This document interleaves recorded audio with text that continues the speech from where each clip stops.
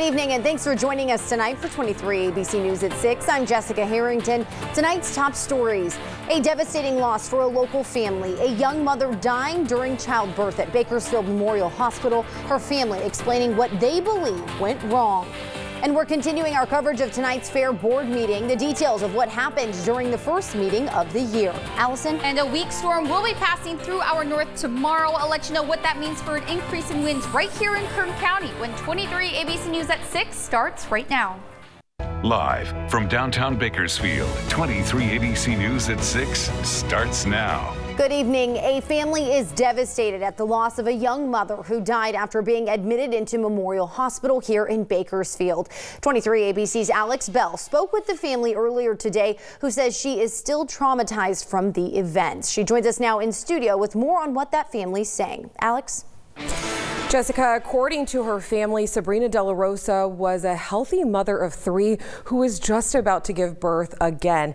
And like any other mother, she was experiencing pain from contractions. And she was given pain medication and she was told she would be discharged. But then she was admitted to the hospital. However, the last thing her family expected was that Sabrina would never walk out of that hospital holding her newborn baby boy.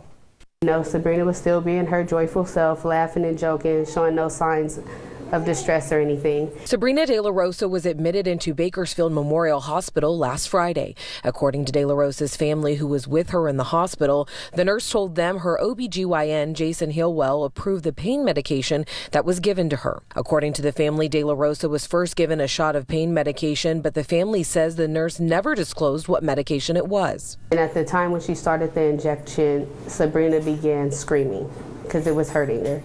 And within an hour, more pain medication was administered in an IV drip. Her mother asked what she was giving her. She said, I gave her 100 milliliters of fentanyl. So that's how we found out the dosage and the name of the medication. And around an hour later, when she came out of the bathroom is when she passed out and went into a seizure. De La Rosa was unresponsive, and her family says nurses filled the room to begin performing CPR. They never once asked the family to go sit in another room while they worked on her. We were all standing right there watching them do chest compressions. Her grieving family is now left with more questions than answers. They did CPR for about 15-20 minutes, and then they did an emergency C-section to remove the baby from Sabrina. Fentanyl, which is an opioid, is often given as a pain reliever to women during the childbirth process. It was a traumatic experience because you wouldn't expect for your loved one to go in that it's supposed to be a happy moment. However, the family told 23 ABC that they are left wondering if fentanyl was the only pain medication option and what happened to their loved one. Nurses filled the room performing life-saving measures on De La Rosa and her baby. The family says it was a traumatic experience that was supposed to be a happy one. Having a baby, you know, you're supposed to come home with your child and everyone celebrates. So you're not expecting to see them start working on your loved one given CPR. But they are thankful that baby Jax is happy and healthy. However, the family is struggling with knowing that he would never get to meet his mother. And adding more pain to their nightmare, they never once cleaned her up. They didn't clean up the room, so it was still blood completely everywhere in the room. Blood was still leaking from her arm. She was covered in blood from head to toe, because I'm assuming from the C-section, because it's a lot of blood. The family says they had to ask the nurses to prepare De La Rosa for the rest of the family to say their goodbyes. So we asked the nurse, could you please go in there and clean her up to make her presentable so no one else has to experience that.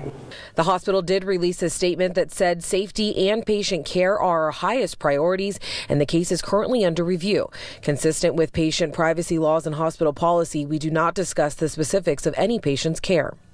However, the family is still waiting for those answers. We wanted her to come home. She was supposed to come home. The family is still waiting for the coroner to conduct the autopsy, and we also reached out to De La Rosa's OBGYN, Jason Hillwell, because according to the family, the nurse told them that they received approval for that pain medication from Hillwell. When I visited his office earlier today, they said they have no comment. 23 ABC would also like to mention that Dr. Jason Hillwell is facing 32 felony charges for making false claims for health benefits. The California Medical Board currently has Dr. Hillwell on probation for gross negligence and sexual misconduct. His next court appearance for the felony charges is on February 26th. Live in studio, I'm Alex Bell for 23 ABC News, connecting you.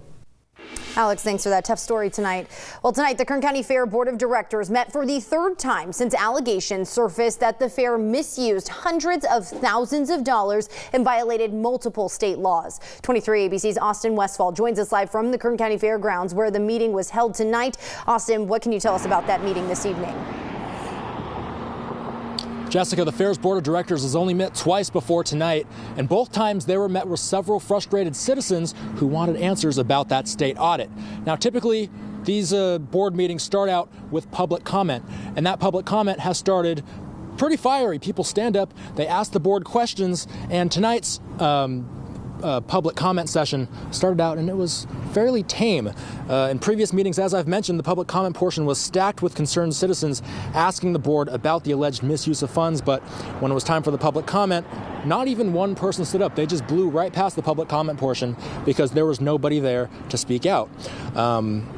In fact, it didn't seem like there was anyone at the meeting tonight outside of those who were directly involved with the fair itself. Now, during the meeting, the board of directors talked about a wide range of topics, including a finance committee report, their junior livestock program, and their 2020 budget. It was all pretty run-of-the-mill stuff. The state's audit has not been brought up yet. The meeting is still happening as I speak. It's currently in closed session. But before we headed out, during that closed session, we were able to speak with some of the fair officials that were at the meeting. We asked them if they had any comment about the state's audit, and just like they have at several meetings many times before this, they declined to comment. But for now, in Bakersfield, Austin Westfall, 23 ABC, connecting you. The Kern County Sheriff's Office is asking for help finding a missing juvenile. KCSO said 14-year-old Devin Wofford was last seen in Bakersfield on Saturday. He's described as a white male, approximately 6 feet tall, weighing around 150 pounds. It's unknown what he was last wearing, but he may be wearing glasses. Anyone with information is asked to call KCSO at 861-3110. New details tonight. The Kern County coroner has released the identity of the man killed during a shooting in Wasco earlier this month. According to the coroner's office, 27-year-old Ricardo Villegas of Bakersfield was the man shot on January 3rd during a shooting near the intersection of Broadway Avenue and 12th Street. According to KCSO, Villegas was found with a gunshot wound to his leg. He was taken to a hospital to be treated for the gunshot and trauma to his body. He later died last Monday on January 6th. So far, no arrests have been made. Anyone with information in connection to the crime is asked to call KCSO at 861-3110. We are tracking very calm conditions across Central California as we head into the evening hours. A system in Northern California, but it is going to be staying there overnight. So you can expect chilly temperatures, though, as we head into the overnight hours, already in those upper 40s here in Bakersfield, low 40s up in the Kern River Valley, and mid 30s into Hatchpee, as well as down in Fraser Park. Another system will be sweeping through the Pacific Northwest and Northern California for your Tuesday. Not going to be bringing any precipitation to us here in Kern County, but we will be seeing an increase in winds mainly through the passes and down into our desert cities, anywhere from 30 to 35 mile per hour winds. So that means good air quality for us here in the valley tomorrow. And there's no burning unless with a registered device. So we will be seasonal for the first half of the week, but that's all changing by Thursday. I have more details on our next winter storm coming up next. We have a traffic alert to tell you about for Southwest Bakersfield. The contractor for the Centennial Corridor main line will begin setting bridge false work across Real Road this week. False work supports the steel and concrete while the bridge is under construction. This work will require one-way traffic control on Real Road between Stockdale Highway and Elsia Drive between Wednesday, January 15th and Friday, January 17th. Flagging personnel will be stopping traffic between the hours of 8:30 a.m. and 5 p.m. each of those days. Drivers should expect delays of up to 10 minutes. Drivers are encouraged to use alternate routes or allow additional times to reach their destinations if they must travel through that section of Real Road during this time period. Officials urge everyone to slow down and watch for construction workers and equipment while driving in the area. And Caltrans has announced a long-term ramp closure on northbound Highway 99 that began Sunday in Bakersfield as part of the Bakersfield 99 rehab project. The northbound Highway 99 loop on-ramp from eastbound California Avenue will be closed for the next 25 days. This closure will not affect the northbound 99 on-ramp from westbound California Avenue. And as always, Caltrans wants to remind drivers to please slow for the cone zone. The Bakersfield Police Department is asking for your help finding a man suspected of a strong-arm robbery in southwest Bakersfield. Take a look at these surveillance photos. The suspect is described as a black man, approximately 25 to 30 years old. He's described as being about 6 feet tall with a slim build, and he was last seen wearing a Washington Nationals baseball hat, long-sleeve black shirt, and black shorts depicting marijuana leaves. The robbery happened on October 27th of last year at the TJ Maxx on Ming Avenue. Anyone with information about who that person is asked to call BPD at 327-7111. The state bar has placed Bakersfield attorney Gregory Mitz on suspension after he admitted to multiple counts of failing to respond to clients and failing to perform legal services with competence. According to state bar court documents, Mitz admitted to 11 of 12 charges brought against him. His suspension was effective as of December 1st, and he is currently unable to practice law in California.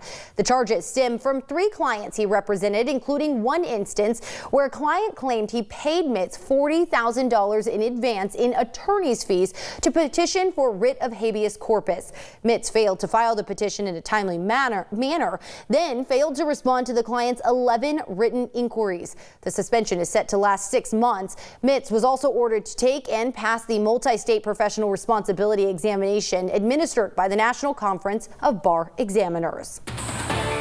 Still to come here on 23 ABC News at 6 in sports. Controversy strikes the Houston Astros and Major League Baseball today.